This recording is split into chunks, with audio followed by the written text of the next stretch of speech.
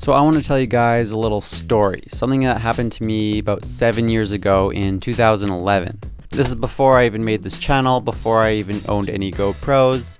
This is when I was making all my videos with my Canon 7D. So this is still in my pink bike days. So the footage I'm overlaying on this video is just a bunch of footage from the Whistler 2011 Joyride competition, as well as a bunch of GoPro footage from 2012 and some other footage I got at the Whistler River jumps. None of this footage is from that story that I'm talking about, but it's just kind of from that time frame, so I figure it's just kind of relevant enough, so I just threw it on top. So let's get into it. So I went on a day trip to Whistler with someone to do some filming and riding. Now I won't name who I was with for privacy reasons, and it just doesn't matter. I think we were filming on the Whistler River jumps that day, but later on in the day, after we had done some filming, he wanted to go ride some parts of the slopestyle course that was still open to the public. So this is after Crankworks already happened, and back then you could actually ride at least parts of the slopestyle course after Crankworks was over. And even in previous years before that, sometimes the whole course would be open. At this point in time, only some features were open and some features were roped off. And as time went on, like nowadays, you can't ride anything. It's pretty much all closed off to the public. So the features that were roped off, they had a little sign on them that said that if you ride these features or take down this sign, then your park privileges will be revoked. Now, as we were walking up the course, he just asked me to take down one of those rope fences that were in front of this huge hip jump that he and his friends wanted to hit. Since I was the closest, he just asked me to just go ahead and do it. He would have done it himself if he was closer. So without thinking, I went ahead and took the little rope down, and I didn't even notice that it had that little sign on it. Obviously, that was my big mistake. For some reason, I didn't even realize what I was doing. I assumed it was all good because I trusted the guy. So for a while, everything was going fine.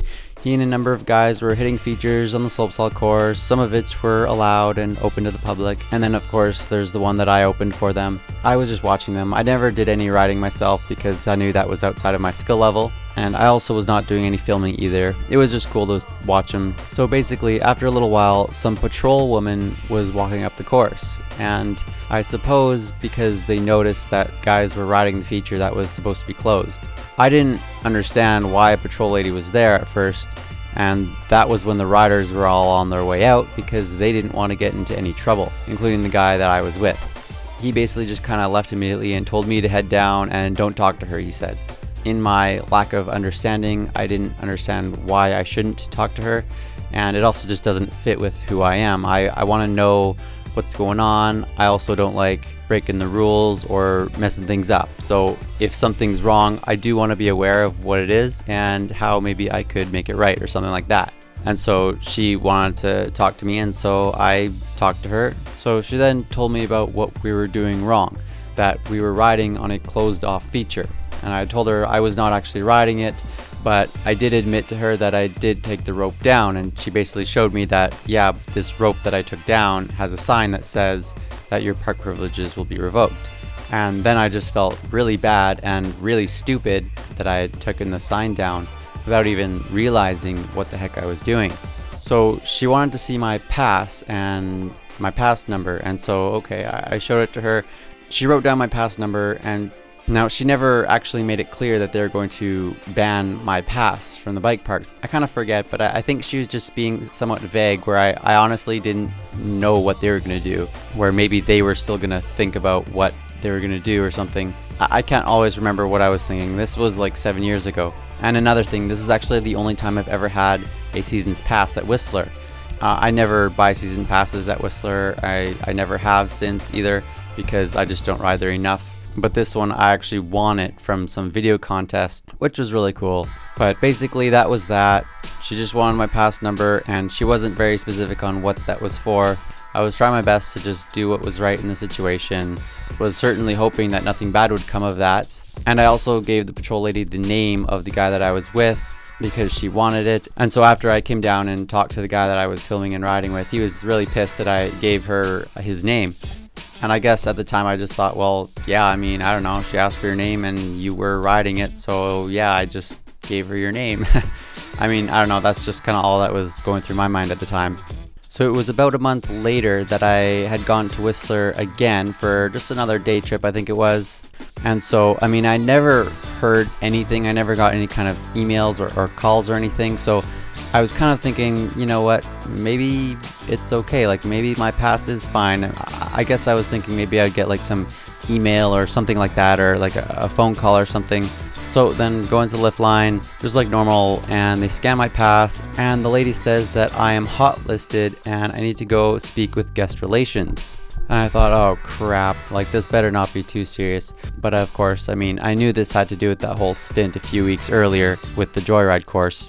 So then at guest relations, there was a patrol lady that was gonna finally come down. I actually waited almost the whole day. My friend was there riding the whole day, and I was just sitting there doing nothing.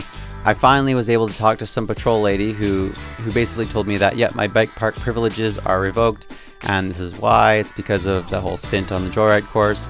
And I mean, you know, I tried to explain to her, like, I'm really sorry, like, I actually, like, honestly didn't even realize that sign was there on the rope saying that your bike park privileges would be revoked.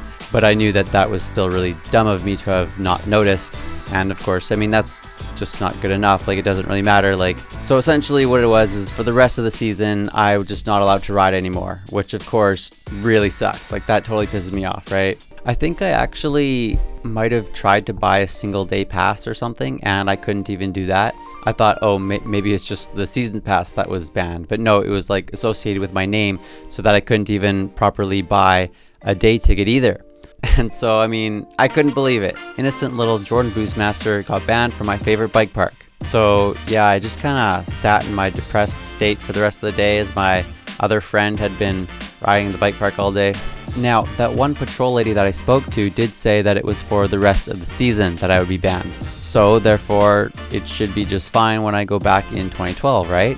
But when 2012 rolled around and we were going to the bike park, I had this strange feeling that things might not actually work out the way that I'm expecting them to. That I could just, you know, go and buy a triple play pass like I normally did.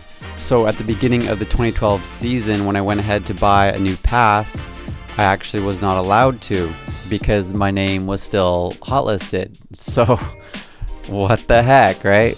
I mean, how long is this supposed to last for, right? What I ended up realizing is that I should be able to still buy a day ticket if I just use cash, and to be safe, just don't use my real last name. So sure enough, I tried that out. I just went into a different lineup, spoke to someone else. I just paid cash, bought a day ticket, didn't use my real last name, and yep, it worked. No problem. So then I could ride. And this is also before the current technology of these cards, you know, these cards that scan by these automatic scanners.